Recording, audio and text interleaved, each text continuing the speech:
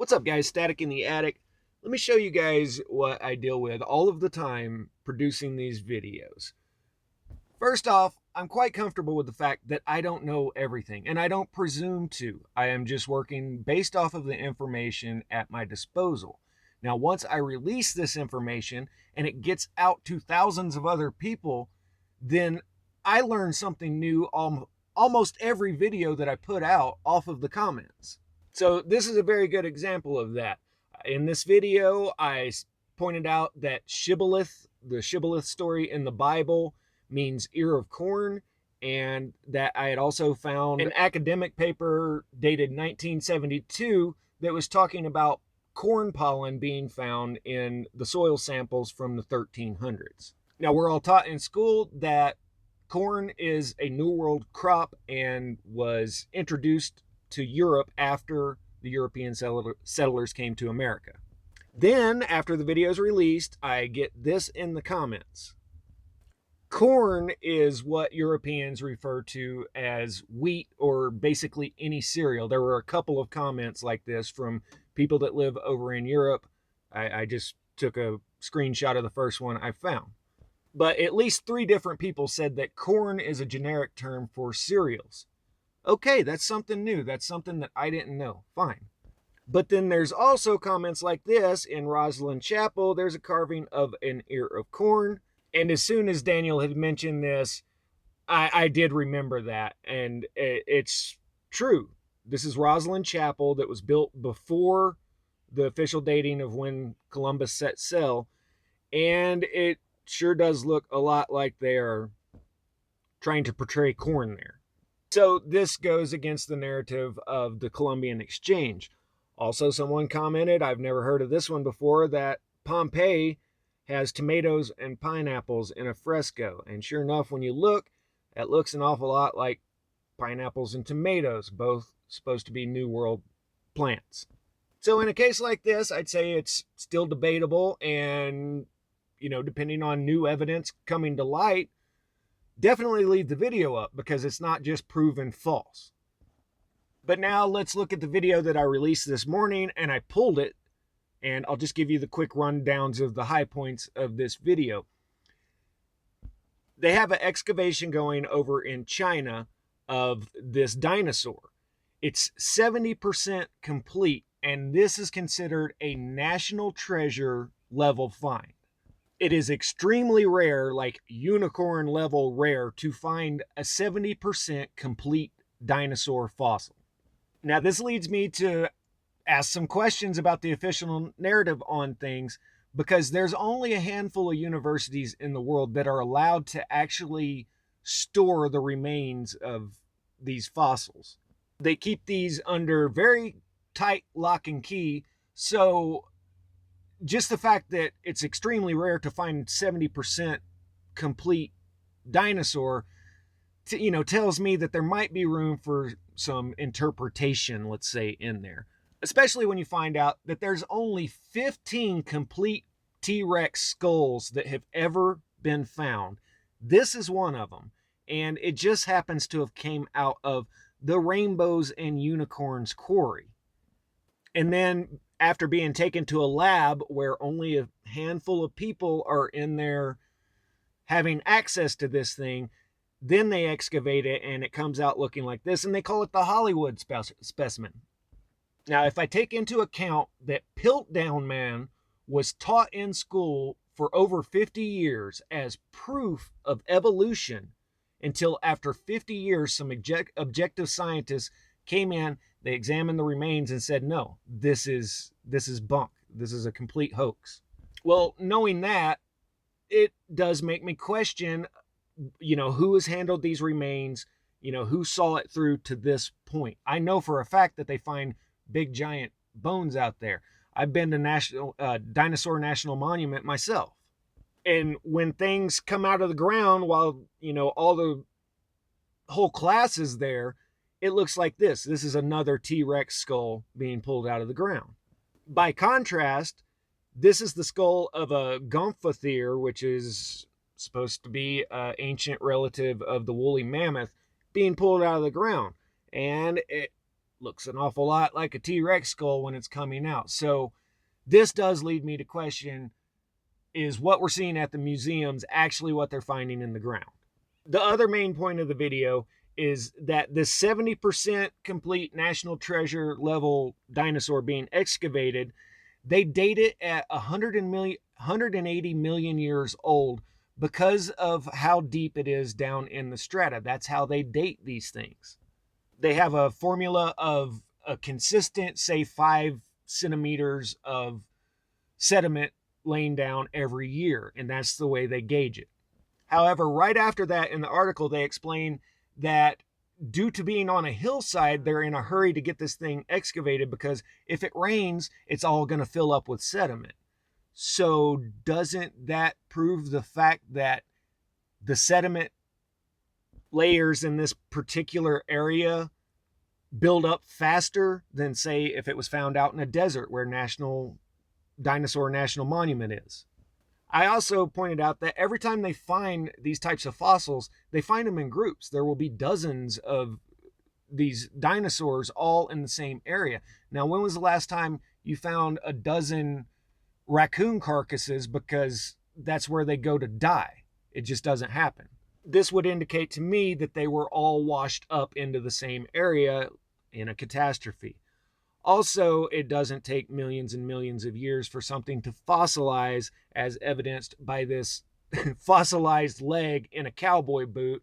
And somebody tracked down the manufacturer of this boot, and it's from the 1950s. So here's a fossilized leg that took less than 70 years.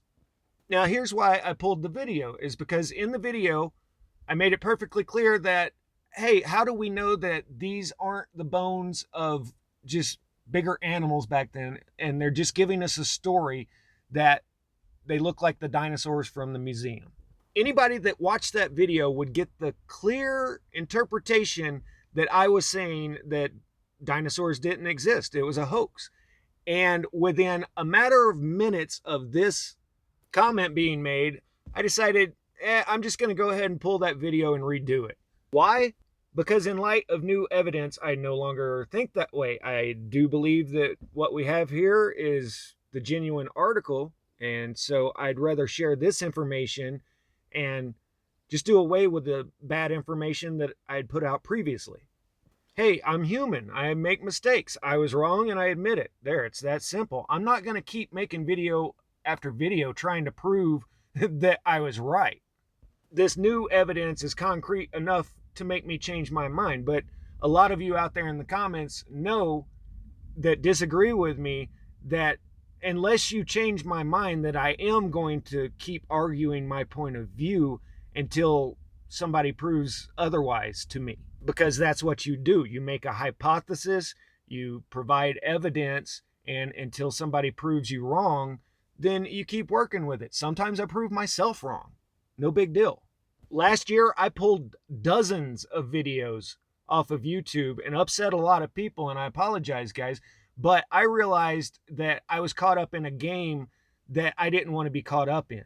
About the time they started tearing down statues and monuments in this country trying to erase our history, I realized that there's a much bigger grift going on that my evidence was supporting. So I pulled every one of the videos so that I'm not supporting an idea that I disagree with wholeheartedly.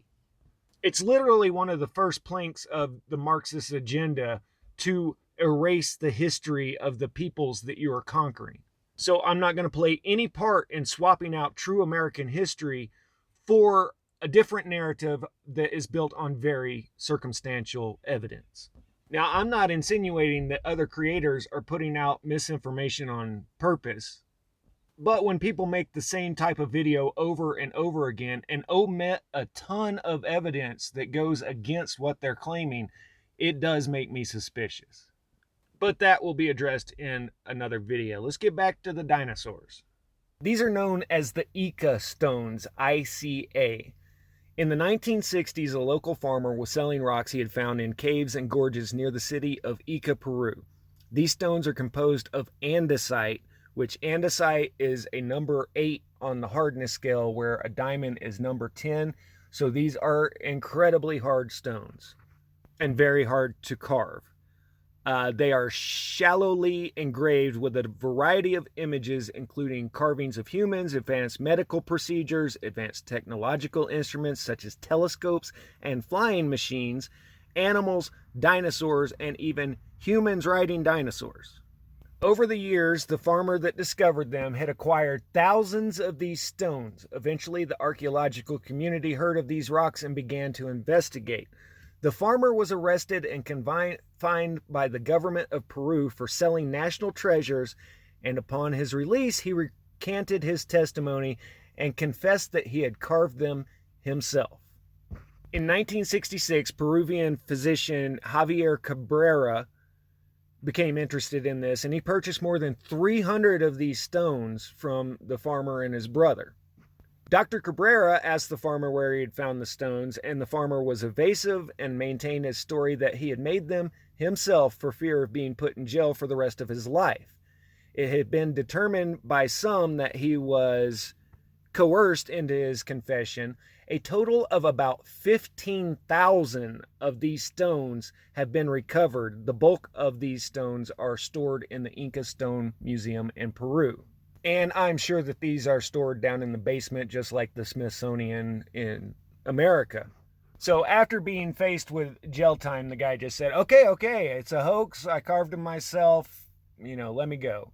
But keep in mind that there are 15,000 of these. They are andesite, which is very, very hard to carve, and these ancient stones have a varnish over them that is formed over hundreds or thousands of years. When the varnish is removed, the lighter colored lines appear. When the carvings on the stone were examined, it was found the carvings themselves have some varnish on them as well, indicating that the carvings are also of ancient origin. Engraved stones were first recorded in this region by a Jesuit missionary, Padre Simon, who accompanied Pizarro to Peru in 1525.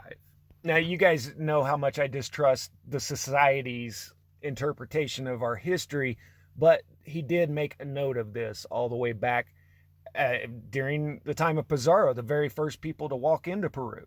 Additional stones were dug up in the 50s and 60s and have images of Apatosaurus with the correct head, but it was only in 1979 that it was revealed to the scientific community that paleontologists had been using the wrong skull for the Brontosaurus dinosaur.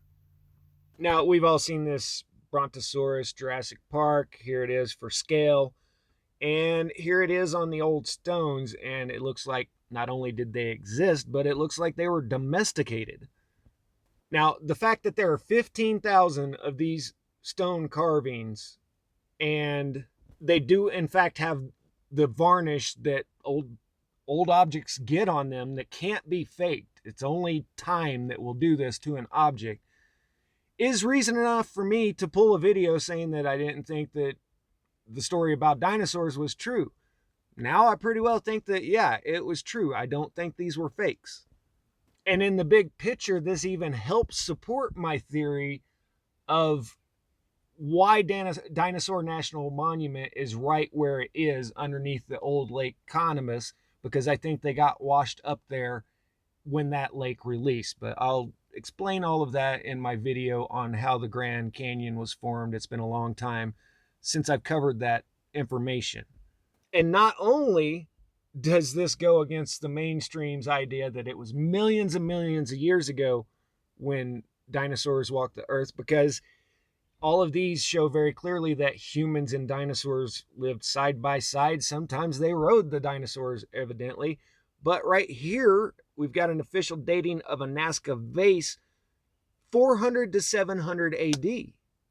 And there are a lot of things here that are out of whack with the mainstream narrative, like one of them being that the Incas didn't even know about the wheel. They said that the Incas, well, they knew about the wheel, but they just used it for children's toys. But here we have a horse drawing a carriage, which is another problem, because the horse was supposed to be reintroduced to the Americas after the Europeans came, because mainstream says, yeah, horses lived in America millions of years ago, but then they died out and then were reintroduced by Europeans.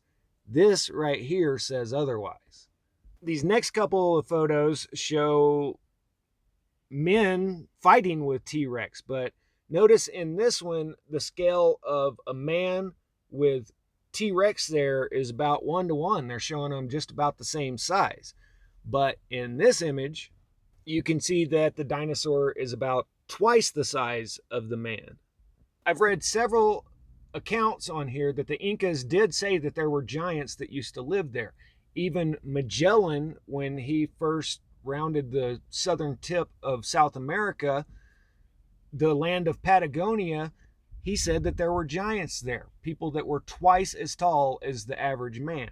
So is that what we're seeing here? Or are we seeing a giant fighting with a T-Rex in this picture, and in this picture, a regular sized man fighting with a T-Rex? Don't know, just asking. You'll see in quite a few of these images that people were having a hard time with dinosaurs. And yeah, if there was an animal running around as tall as a tree, you probably would have some problems with them. And then in this one, you can only describe this as being a dragon.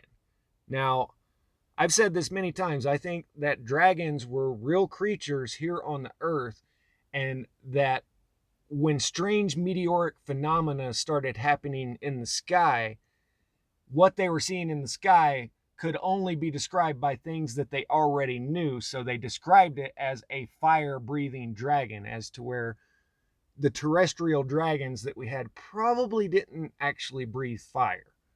And I think this is a very good example of that. You see the moon there in the center, and on the right, you see the lizard with the 2 dots next to it. Well, it turns out that figure is found in petroglyphs all around the world.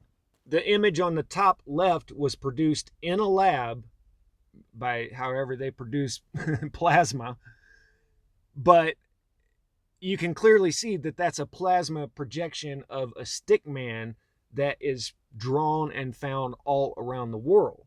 So that most cultures portray this as a big stick figure man up in the air, where the Incas portrayed this as a lizard with 2 dots next to it. They all have the 2 dots next to it. When I see an image like this, I believe that they're portraying constellations in the sky. You see the central sun with the constellations going around them. That's my interpretation of this. And this is what backs up that interpretation.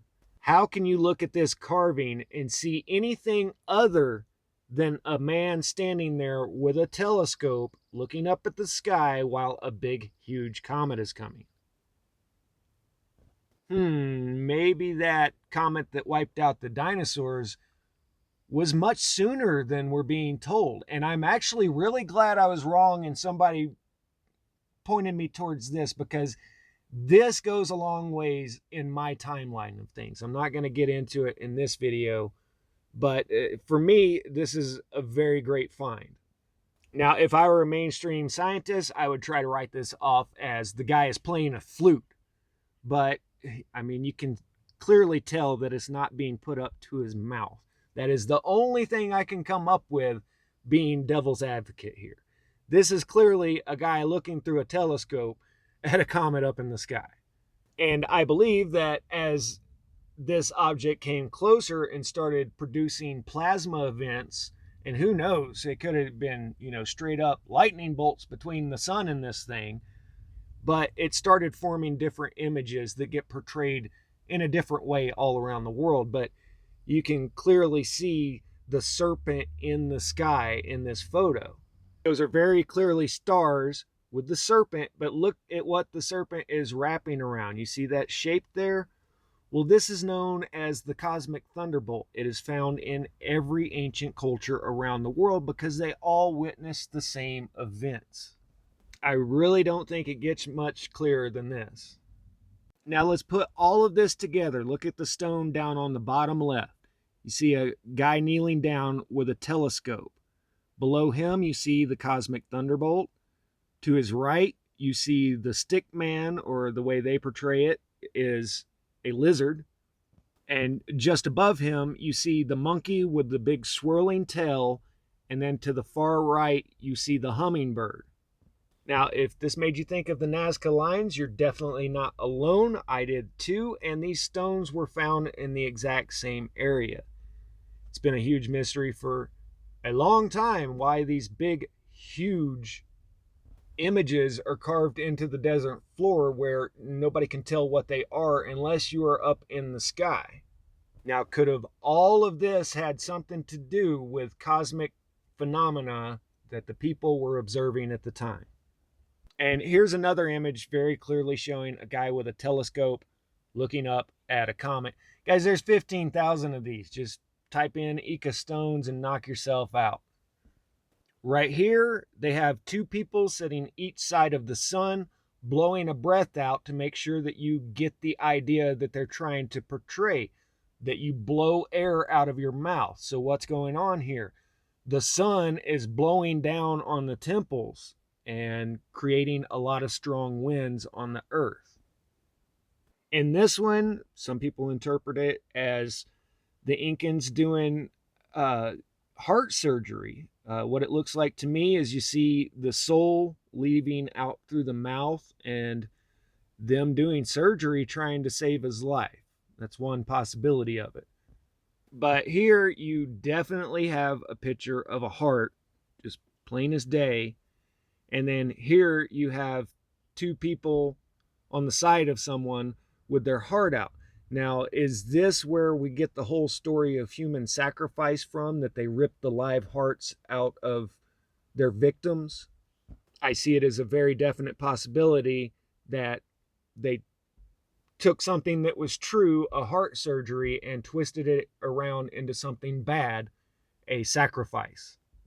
Just like this image, this could be interpreted as someone being murdered and stabbed in the head, or it could be interpreted as them doing brain surgery. And then this image is clearly of them collecting semen from a couple of males. So why were they collecting the semen? That's my question. This could definitely be interpreted as homoerotic, but the fact that they are using some type of vessel to collect the semen implies to me that there is some purpose for it. And then there's stones like the crazy, angry monkey man reaching around, scratching his back. I'll let you guys figure that one out. Looks like he's fighting with a snake. I don't know if it's metaphor or if it's real or not here. But anyway, I'd like to say thank you to Zalia for pointing this out to me. It was really that simple, the Ica stones. And there you go. I had to change my whole story on the dinosaurs just like that. And I'm glad I did, because ultimately this helps my big theory of things by leaps and bounds. Just the fact that humans and dinosaurs both lived in the same time frame. This actually gives me some concrete evidence to back up the theory that I've had about Dinosaur National Monument being right at the base of ancient Lake Connobus, because they were backwashed there. But like I said, I'll get to that in a video about how the Grand Canyon was formed. And to the other people in the comment sections that disagree with some of the things that I say, if you bring evidence like this to me, I will change my mind just that fast and say, okay, I was wrong and you are right. It's that simple. However, none of you have done that so far. Therefore, I'm sticking with my original hypothesis, and yes, I will argue with it, defending my point of view, because that's the way this works.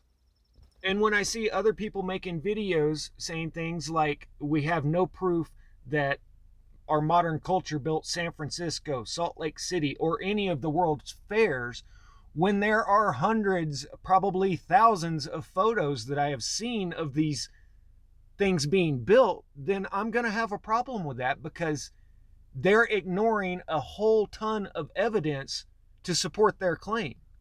So yes, I will have a video out soon showing these pictures and explaining exactly why I disagree. I'm not going to automatically agree with other creators because they get a whole lot of views when I see that they are very clearly leaving out evidence. I'd rather make a video telling what I actually think the truth is and only get 5 views than make a video that gets 100,000 views on information that I know is incorrect. I don't care how popular a lie is. Hell, the mainstream narrative is a very popular lie. That doesn't make it the truth. Static out.